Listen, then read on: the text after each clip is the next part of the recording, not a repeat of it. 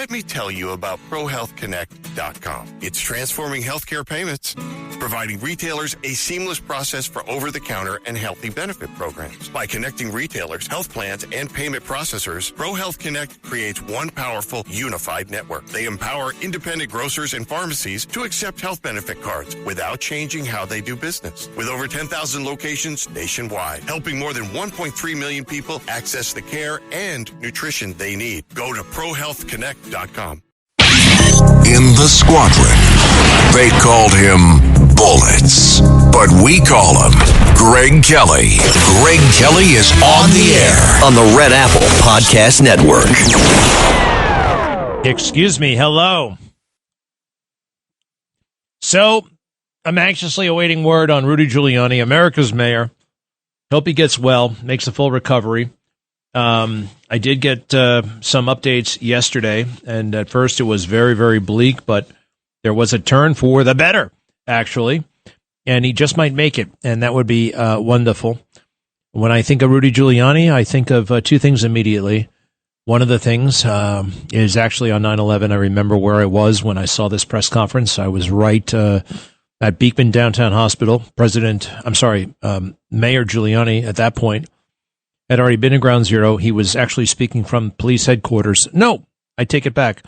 The police academy, which back then was on East 20th Street, between 2nd and 3rd, I believe, or 1st and 2nd, one of those. East 20th Street. That part I got right.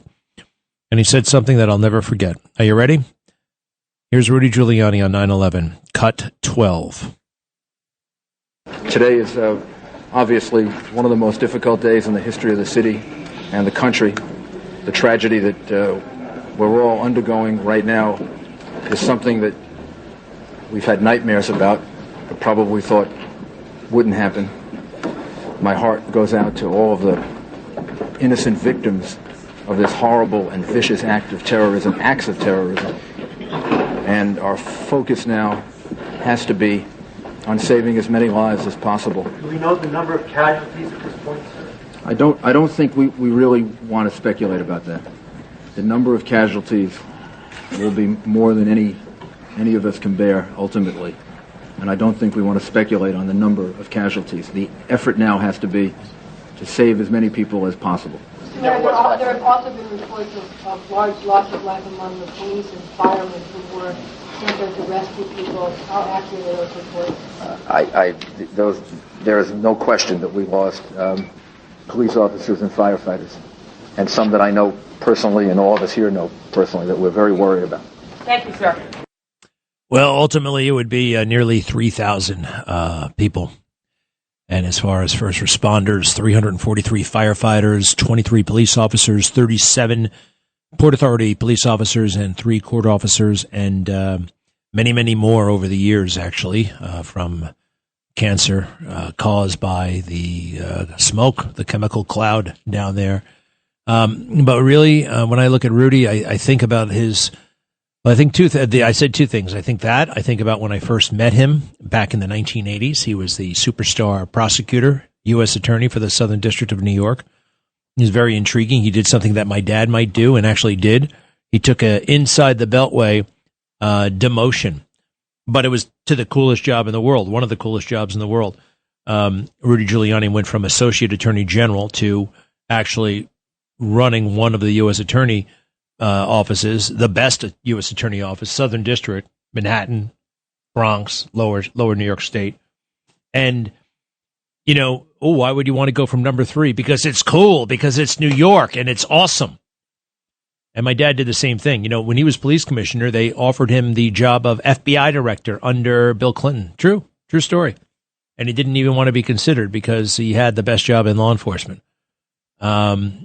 And then one time my dad went from the number 3 guy at the Treasury Department to take over Customs, which is much lower.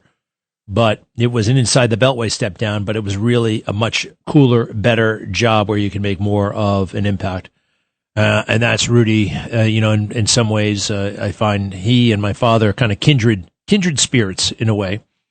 And I'm really hoping that I get to tell him all these things in person. I told him a lot in person. If he dies, I won't be full of, I should have said this to Rudy, I should have said that to Rudy, because I told him a lot of these things in this room, during radio conversations, off-air conversations, podcast conversations, television conversations. And he knows how I feel, and I hope he's back. But I will say again, the biggest contribution that Rudy Giuliani made wasn't on 9/11, wasn't as U.S. attorney, but it was as a private attorney working for President Trump in 2020 and beyond. And even before 2019, we have a fake corrupt news media that wouldn't and couldn't even begin to comprehend or bother to find out what the hell the Bidens were doing with the Ukrainians, right? They were doing all kinds of dirty shenanigans, and the prosecutor who wanted to look into Burisma. Rudy went over there and found out all this stuff. Now, people who cover politics, they can't, they won't. They're not inclined. They're too worried about what's trending on Twitter. Well, you don't have to leave Brooklyn if you got a smartphone. Why the hell go all the way over to Ukraine? It's too expensive. I mean, and that's why they don't go. But Rudy got himself over there, and we're pulling for him big time. And here's this. This is Rudy in his element at the Madison Square Garden Great Big Jamboree in 2024, Cut 3. We gather here today in the middle of Midtown Manhattan, and this is the most iconic venue of venues in the United States. This is where a Republican's not supposed to come, which is why Donald Trump came here. There's no place in America the president shouldn't be able to come. All right. Some people say, well, why was he yelling? Well, he always actually was a bit of a yeller. You know what I mean? There was a campaign in 1993. He was yelling outside City Hall. He yelled on election night, 89. I've seen him do it. Leaders, sometimes, you got to kick a little ass. It's not all pretty. It's not all elegant like Barack Obama. To get things done, you got to get a little bit red in the face. And that's okay. That's okay. Hey, Kai Trump is the granddaughter of Donald Trump. Her name is Kai. I think she's 18, and she's a great golf player. She's going to go to some college in Florida, University of Miami, I think. And it's got to be a very interesting perspective. She's very beautiful, and she's also kind of racking up endorsement deals because she's a superstar athlete. I don't think I've ever heard her speak before. Well, here she is speaking. Kai Trump, granddaughter of President Trump. I think she is the daughter of Donald Trump Jr. Let's listen. Cut 6, please. I mean, hey, some people don't like me. I mean, 50% of the world doesn't like me because of my last name. But, they don't actually know me. So, I'm hoping if people actually give me a shot and, not look at, the last name, then I won't have any ops, but we'll see. Does that happen often? Are people screaming shit at you? I've had one time I was out in public and someone literally walked up to me to tell me that my grandma sucks. I'm like, well, thank you so much for taking the time out of your day to say that. Great. What do you want me to say to that? I was literally like, okay. Kind of sounds like a regular person, right? 18 or so. What are you going to do? Hey, you want to hear me interview the astronauts? Look, I'm just going to play a little bit of this. I met the astronauts the other day, the ones who went to the moon. And I was a little bit starstruck, literally, right? Here they come back from the moon. They've done a lot of interviews. And I had a couple of competing interests, to be honest. Usually I'm all about the audience, right? It's the audience. But these people are national treasures, right? I got to make them feel good. I got to make sure that they're all right. I got to make sure it's a worthwhile, and I always want everybody to have a worthwhile experience, but sometimes it's just not a priority. I want to get information for the audience. I want them or whatever. But I had to really make sure that this was worth their time. And it sounded a little bit like this. I think we cut off my intro, maybe some of the intros in it, but let's hear what happened when I met the Artemis II astronauts who just got back from orbiting the moon. Go ahead. Welcome to the Artemis II crew, Reed Wiseman, Victor Glover, Christina Koch, and Jeremy Hansen. It's just a thrill to be in your presence. How you guys doing? We're doing great. We're doing great. Thanks. Yeah? Thanks for having us. Does it feel normal yet? Does it feel like, are you back? No? Is it not normal? Not normal. No. Not, Sitting up here, no, not at all. With makeup, no. All right. At home doing chores, yeah. Well, I just want to emphasize and kind of tell myself again how special this is. There are I looked at 120 billion people who have ever lived. You are among how many who have been to the vicinity of the moon? I think you know the answer, but how many? 26, 27, 28. 28. 28. You were 28 human beings in all of human history. It's a tremendous, you guys are in the most elite group ever. How do you look at the moon these days? How do you look at it? Has it changed the way you look at the moon? Absolutely. The moon is like, it's always been a part of us. It's the thing that when you were a kid growing up and your friend was on a different continent or your brother's off at college or something, you know, we were looking at the same moon. And now we've looked at a part of the moon that you don't normally get to see. We've looked at 18% of the far side. No human eyes have ever looked down on Oriental Basin and some of the craters that we studied and saw on the far side. And now when we look at the moon, we know what's around that left corner. And it's pretty wild to think about that. And you're the only ones. I mean, there are only, I think, 3-4 astronauts from Apollo still with us. Thank God. You know, Buzz Aldrin and the rest. I have to tell you, we were so thrilled. But when I heard about the burn, right, there was a burning smell inside the space capsule, I got very nervous. I didn't know the toilet aspect of it. But when you first smelled a burning sensation, I thought bad things. I'm curious about your reaction, Jeremy, first. Yeah, it just kind of stops you in your tracks, and you know you need to start talking about this and get a second opinion, see if anyone else smells this. And as soon as I opened up the door to the toilet, I asked them, and they're like, yeah, we're smelling that too. And we just hadn't had that signature in the capsule up until that point. And so we kicked into our training, but as it turns out, it was an unknown source. So we get lucky sometimes. And is that like in the book? Like, is that a scenario that, you know, suspicious odor, do this? 100%. Is it actually, yes. Yeah. Yes. It is. And if it's a burning sensation, I take it nobody panicked. Nobody got too nervous. It was uncomfortable. We asked some questions. Yeah. We got the ground involved. But like Jeremy said, it turned out to actually be something that after some time they said they sensed this on the ground as well. And so maybe they told us before and we just didn't remember, but it was something that had been observed on the ground in processing. Christina, I don't think a lot of people understand that the spaceship at some point falls to the moon. Gravity picks it up. You talked about that moment where you were actually under moon's gravitational pull. My first question is, does that feel like anything physically? Can you feel the gravity of the moon? Wow. Well, it is called the lunar sphere of influence. We knew exactly when we passed into it. And I would say we commemorated it, more as a crew, not necessarily a physical sensation, except our spaceship reflects it because it will then show us the altitude above the lunar surface. And you sort of become almost lunar explorers at that moment because your point of reference is a different celestial body than it normally is, and that meant something to us. Could you feel the gravity? Probably not.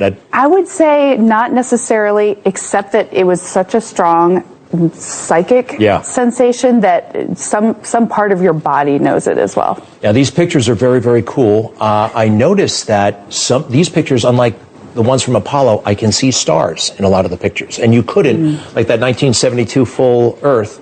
No stars. They talked about how black the sky is. Are cameras better? What's happening? Why can we see the stars now? The technology has grown leaps and bounds, but it also was the hard work of our crewmates. I mean, I was the one just passing lenses and batteries most of the time, but we have some folks who can do really amazing things with cameras, and so they worked really hard to get these shots so that we could try to share that perspective. And the shot that you just had up, the modern full Earth, the blue marble, that picture, I don't think in the 1970s it would have been very difficult to take that picture. That picture is the Earth at night. And the only thing giving the Earth illumination in that picture is the reflection of the sunlight off of the moon coming back to Earth. So if you look in the bottom right side of the Earth here, that is the sun eclipse behind the Earth. And so that is why that ring of atmosphere is glowing. And if you look close at this picture, it does get a little grainy just because of the low light, but the northern aurora is there, the southern aurora is there, and you can see Africa, you can see Straits of Gibraltar into Europe. This picture was amazing. You can even see some glare through the window. Right there in the center, there's a little bit of white there, and that is glare because we don't get everything perfect all the time, but we work hard. Well, I love it. And by the way, with this picture, Africa is present, and the 1972 picture is Africa primarily. And is that like because of why is that? I was first surprised that this is a very rare opportunity to get the full Earth. It is. It only happens whenever. So why does it work out that way every time? Do we know? No.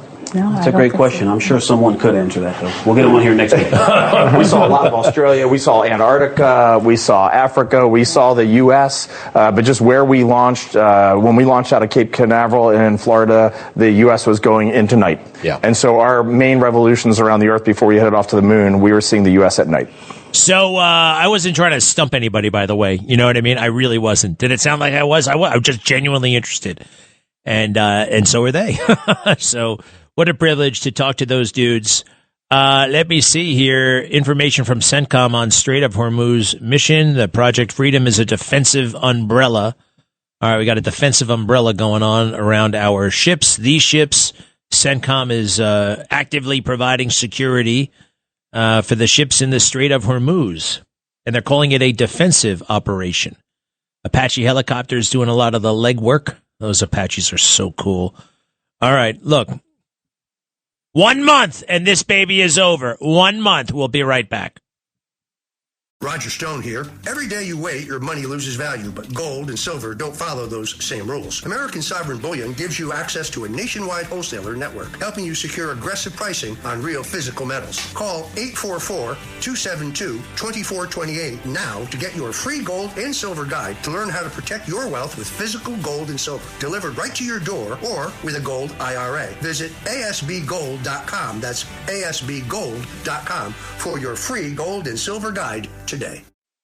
Greg Kelly on the Red Apple Podcast Network. This is normal. And you may recall when I first started doing this, the folks on Fox said, oh, this is so unbecoming of the governor of California. He should wash out his mouth with soap and water, with no situational awareness that their dear leader has been doing this for years and years and years. He's a man-child. And so I think it's important to call that out. Yeah. The dignity of the president of the United States. I'm going to call that out. That's all this country does. I'm going to call that out. I'm going to call him out. Gavin Newsom, you see, the thing about it is President Trump does his Twitter, his X, with intentionality and a point and truth.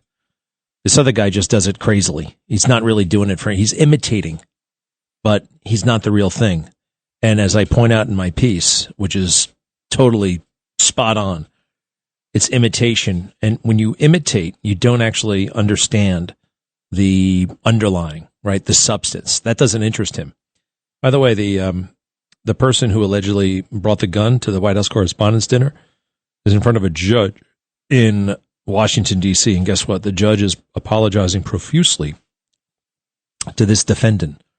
Oh, I'm so sorry about the jail conditions. I'm so sorry they're treating you. They're treating you even worse than those horrible January 6 people. The January 6 people. Not one person fired a gun on January 6, other than the police officer who killed Ashley Babbitt. Right? This guy's apologizing to the defendant who just tried to kill the president of the United States. The judge's name is Faruqi, Zia Faruqi. I'd like to know more about Judge Zia Faruqi. Oh, those January 6ers, monsters compared to a would-be assassin? Wrong.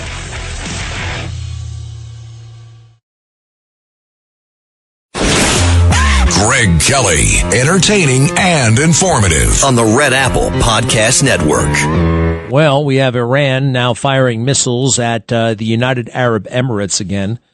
I think this is something that's been missed in all of this. We have the entire Middle East on our side. The entire Middle East, except for Iran, is on our side in this thing. Attack strike UAE, Wall Street Journal, ships as fighting escalates in Middle East.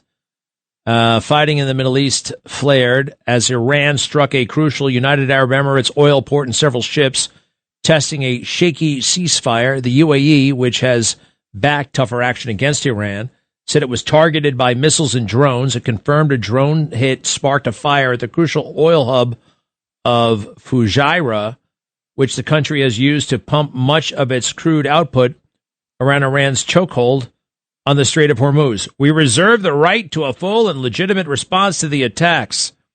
Iran fired cruise missiles and other projectiles at U.S. warships and commercial vessels as the U.S. launched an effort to help vessels through the strait, according to Admiral Brad Cooper, head of U.S. Central Command. Additional ships are en route to transit the strait after U.S. military forces successfully guided two U.S.-flagged commercial vessels through the vital waterway. President Trump warned Iran against attacking U.S. ships near the Strait of Hormuz. And did he how? Right? He's going to blow Iran off the face of the earth if they mess with our U.S. ships. Yeah. Don't do it. Do not do it. Now, I got to kind of think about this, too. What if they do it? What if a U.S. ship gets sunk, God forbid? This is a what-if scenario that we probably have a plan for. What if? What if that happens? What are we going to do? How are we going to do it? And what will it mean? Now, the implications will be damn near catastrophic. I'm not saying they necessarily should be, but this is how it will be perceived. And perception, to a certain degree, is reality, to a certain degree. I don't know. I just don't know. I mean, we eliminated their Air Force, we eliminated their Navy, and we have degraded their ability to project power. We haven't totally eradicated it. Now, what happens in the middle of this if they shoot down or sink one of our ships? Does that mean it's a total wash, a total loss? That's how it will be portrayed. And they want to win. They want a victory. It's a very, very, very dangerous time right now for our guys over there. And I'm a little bit worried. I am. Come on, guys, do the right thing. There are much better things to do than fight America. Don't you want some peace? Wouldn't it be nice if it was just peaceful?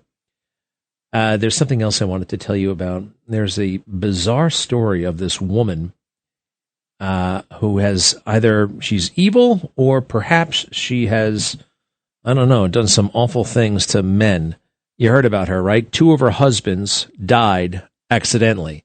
And then they realized maybe she had something to do with it. Maybe it was the wife all along. Yeah, they call her the Black Widow. But she may have been innocent. I don't know. I don't know enough about it. I don't know if we ever will. But this woman has died in Kentucky. Her first husband, second husband, they both died under mysterious circumstances. She was brought up on trial. She went to jail. And now she just died. She's either one of the most evil people who ever lived or one of the most unfortunate who ever lived.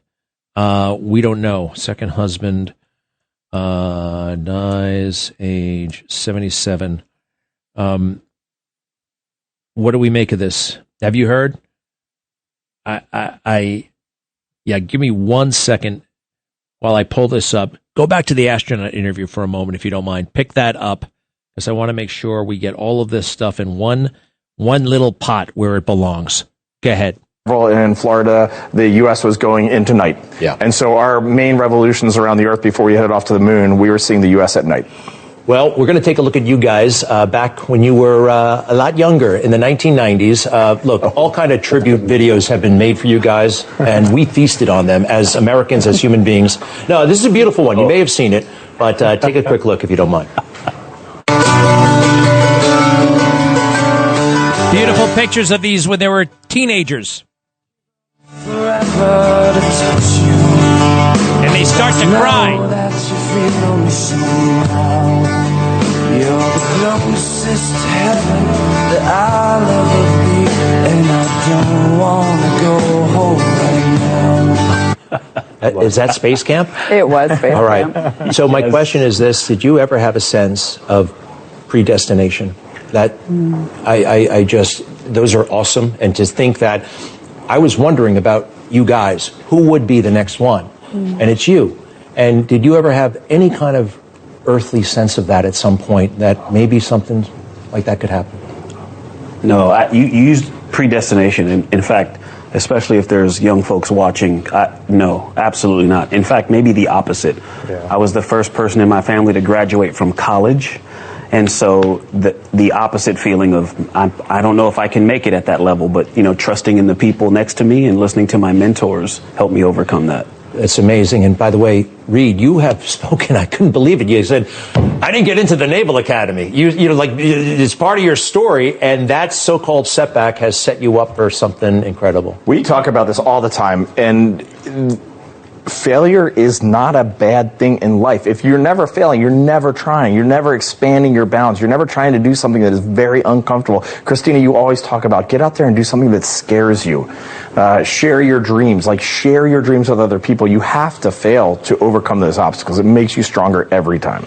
Now, Jeremy, there are astronauts, and you guys all had an amazing experience, but there are astronauts who have done this mission and came back and said it was interesting, but it wasn't transformative. Mike Collins on Apollo 11, and I've heard possibly the same goes for Buzz Aldrin, but he didn't feel right about that. And is that? Do you ever feel? Maybe this is in the abstract. Does anybody ever feel pressure to have this grand philosophical transformative? I mean, maybe you did, maybe you didn't, and it's okay. I hope that makes sense, and forgive me. No, it really does. I think it's a great question because I wondered before I went.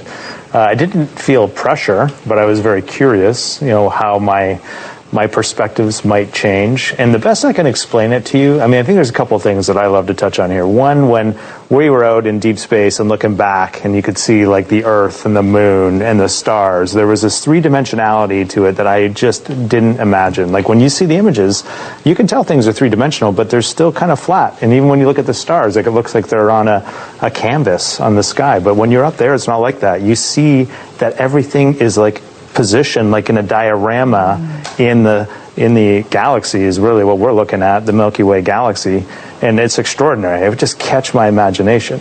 It definitely changed my perspective on that, but it didn't change my perspective on we're on this extraordinary planet. We're a group of humans that are weak as individuals but strong as a collective, and that when we set goals we can do extraordinary things. And what are we doing if we're not just lifting each other up and creating every single day? Appreciate that so much. President Trump said when he launched his campaign in 2015 that America doesn't win anymore. And quite frankly, and we're not trying to get political here, but that message really resonated with me because we didn't even have the shuttle. And I feel like this was just such a solid victory for America and the world. So thank you for that. Do you have any thoughts on that? This is just a clear-cut win, and we can always use a win. And you really delivered one for us. Yeah.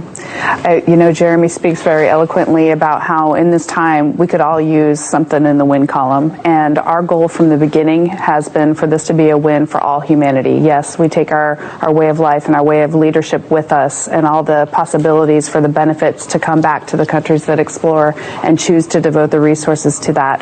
But ultimately, it's a win for all humanity. I got one other thing, if you don't mind. The comms. This is the Apollo communication situation, right? I got to jump in here. It's going to take a long time. It's. I noticed. I had. You have to see it on TV, but I had a moment where they were speaking to the astronauts from Houston to Apollo, and the back and forth was pretty quick. It was like a 2-second delay, 1.5-second delay. But with these astronauts, it was like an 18-second delay. It was very conspicuous, and I was very curious about that. And it has to do with the positioning of the spaceship and a bunch of other things, but. All right, so this is the thing that I was thinking about. Oh my gosh, Rhinella Leith was charged with the murders of 2 husbands. She just died at the age of 77, and her story is so unbelievably wild. All right, so listen to this. On the morning of March 3rd, 2003, from her farm outside of Knoxville, Tennessee, she called 911 and screamed that her husband had been shot and that he had shot himself. Help me, she wailed. She told the dispatcher she was going to throw up. David Leith was lying in bed on his side, blood spattered behind him and pooling on the floor. A .38 caliber revolver lay next to his left hand, although he was right-handed. Rhinella Leith had just returned home and found him, she said. When 2 law enforcement officers arrived, Rhinella was face down in the front yard, motionless, silent, until one of the officers nudged her with his foot and said, "Ma'am," at which point, according to court filings, she burst out crying and yelling incoherently, unable to catch her breath. One of the officers described her as overcome by grief. The Leiths had been married for 10 years. We were partners, friends, buddies, Rhinella Leith wrote later. The kind of togetherness was mutual, and everybody knew about us. It was wonderful. But inside the house, a detective was growing suspicious. And in 2006, Rhinella Leith was charged with her husband's murder. Soon after, she was indicted on a charge of murdering her first husband as well. a county district attorney, Ed Dossett, whose purportedly accidental death 11 years earlier brimmed with peculiarities that could no longer be ignored. Over the next 14 years, Leith's case would go tumbling through a torrent of increasingly sensational circumstances and 3 separate trials, all while the local and national media followed along, the incendiary epithet Black Widow tripping off their tongues. But in the end, Leith was acquitted of David Leith's murder and never tried for Dossett's. She was assumed to be living a quiet life as a grandmother on the farm, the same farm outside Knoxville, when she died on April 4th at age 77. But setting aside the burden of proof required in a courtroom, this outcome was hard for many in the court of public opinion to accept. Now, there's been a big podcast about this, and it's just totally bizarre. So, in 1970, she marries this guy named Ed Dossett. Okay, and everything's great. They move on to a farm. He becomes a county district attorney, and she's doing well as a nurse. In 1991, after winning re-election for a second term, Dossett was diagnosed with terminal cancer. By the following summer, his health had deteriorated. One morning in July 1992, Ranella said she found him dead in their cattle corral, a hoof print on the chest of his overalls, apparently knocked down and trampled as he fed the herd. He was 44 years old. Early the following year, Ranella married David Leith, a local barber who, according to the News Sentinel, was Ed Dossett's best friend. One of Ranella's daughters would later testify as to the sweetness of David and Ranella's relationship. The first time they went out on a date was a Thursday, and after that, every Thursday, he gave her a rose. In December 94, Ranella's son, Eddie Dossett Jr., was thrown through the window of their truck when a driver with a suspended license slammed into them. Eddie died 2 days later. He was 11 years old. Wow. Then in the spring of 1995, a whole other thing happened. A local man, Steve Walker, alerted Ranella Leith that his ex-wife had an affair with Ed Dossett while he was alive, and Walker had just learned during divorce proceedings that the child he thought was his was actually Ed Dossett's. Walker told police and the press that following this disclosure, Leith lured Walker to the farm, pulled a gun on him, and fired at him as he ran away. Leith claimed Walker was trespassing and trying to piss on Dossett's grave. Dossett was buried on a hilltop on the farm, as was Eddie Jr. Leith was charged with attempted murder but pleaded guilty to a lesser charge, got 6 years probation. When Leith was charged with the murders of her 2 husbands a decade later, the confrontation with Walker made news again but amounted to a baffling and salacious sideshow. Its significance unclear, as Walker himself put it on 48 Hours, "I'm a crouton on a real big salad here." Jeez. By the time Ranella was charged with David Leith's murder in 2006, Ranella's stepdaughter had already sued Ranella, alleging that Ranella had murdered David and therefore couldn't receive any of his estate. And it goes on like this, and on like this, and on like this. Ins and outs of the trial, difficult to summarize. The defense argued that David Leith had been diagnosed with early stages dementia and was depressed, pushing to suicide, whereas the prosecution, though, couldn't land on a specific motive, but meticulously arrayed a wealth of circumstantial evidence into a storyline in which Ranella drugged her husband, staged the shooting to look like a suicide, then play-acted her way through a series of errands and encounters that morning to establish alibis. But there were 3 shots fired that morning in the bedroom. 1 bullet hit the headboard. 1 went into the mattress. And there was clear ballistic evidence that the one that entered Leith's forehead, severing his brainstem instantly, had been the second shot fired, and not the last. Now, how the hell does that happen? It was an impossible-seeming scenario for a suicide, though the defense argued not completely unheard of. In the event, in the end, the jury was hung, unable to break. There was 1 juror who voted to acquit. The trial was rerun in 2010. This time she was found guilty. Leith was sentenced to life in prison, not eligible for parole in 51 years. But then they found out that the judge was a drug addict. And all kinds of horrible conduct. The petition for post-conviction relief they eventually filed raised several procedural and evidentiary wrinkles in Leith's case, but the biggest problem they identified was the judge. He was an opioid addict, sourcing pills through a defendant in his court, with whom he was also having sex.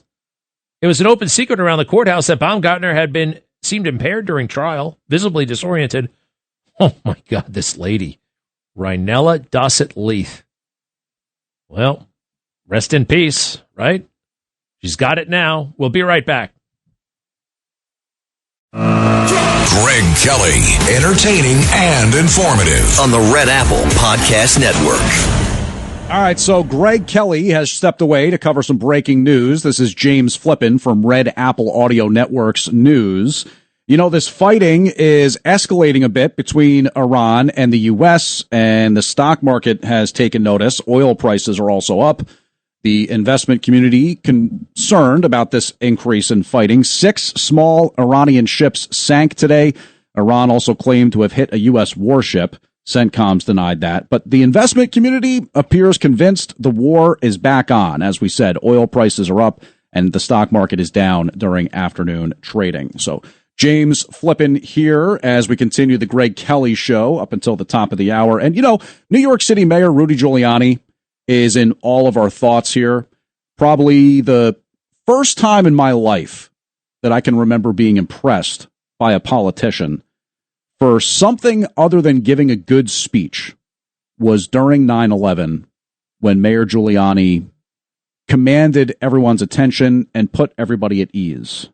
I was a teenager when those attacks happened, junior year in high school, and it was jarring to see adults rattled and worried about stuff like that.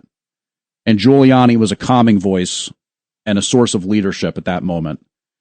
And it wasn't really surprising to me later when I learned about his time as a prosecutor and how he took down the mob and how he showed such little fear in going after those guys. But it sounds like the mayor's work at Ground Zero and being amidst that toxic environment may have impacted his health and could be part of what he's dealing with right now, this lung issue, the pulmonary embolism. And as if that wasn't enough, of course, we're keeping the mayor in our prayers and hoping for the best, but we're also remembering John Sterling. And Carlos, I don't know if you had that ready, but this is going back to 1996. I was in the backseat of a car. A school friend, we'd gone with his parents to the Halloween Havoc thing, this Halloween fest that they had at MSG at the theater. And we were in the back of the car listening on the radio when this happened. The stretch and pitch swung on and popped up again off third. Hayes has room. Hayes makes the catch. Yankees win. The Yankees win. The New York Yankees have won the 1996 World Series. And as a Mets fan, I have to admit that was a time when I didn't really hate the Yankees, right? I was kind of pulling for the Yankees in that instance. And the only thing that really stinks is that the great Don Mattingly never got a World Series championship. And earlier today on one of our other programs, Yankee great, at least World Series great, Jim Leyritz was on and talked about how he hopes Aaron Judge doesn't become the next Don Mattingly in terms of a guy with so many personal accomplishments, but somebody who never did get that World Series ring. You know what? Spirit Airlines having ceased operations over the weekend, it means one more ultra low-cost carrier that air travelers can't make use of. And, hey, good job, Elizabeth Warren. Good job, Pete Buttigieg. Good job, whoever was running the White House back then. They told us they were worried that airline passengers would have fewer options. Well, guess what? Now Spirit Airlines is out of business and they have fewer options. James Flippin in for Greg Kelly on The Greg Kelly Show.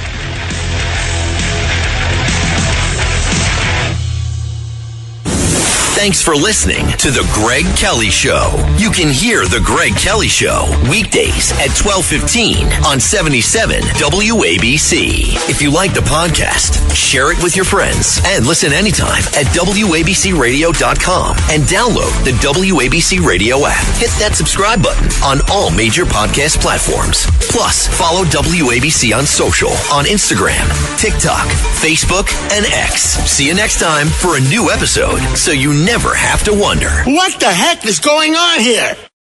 Listen to this podcast now on the Red Apple Podcast Network. Why is the middle class shrinking? Why are people facing an affordability crisis while marginalized individuals called informals grow in numbers? Join me as I travel the world, speaking with people living in invisibility, the leaders working to solve it, and uncovering the hard truths shaping our economy and daily reality. Download all of Red Apple Media's podcasts right now through your favorite podcast platform.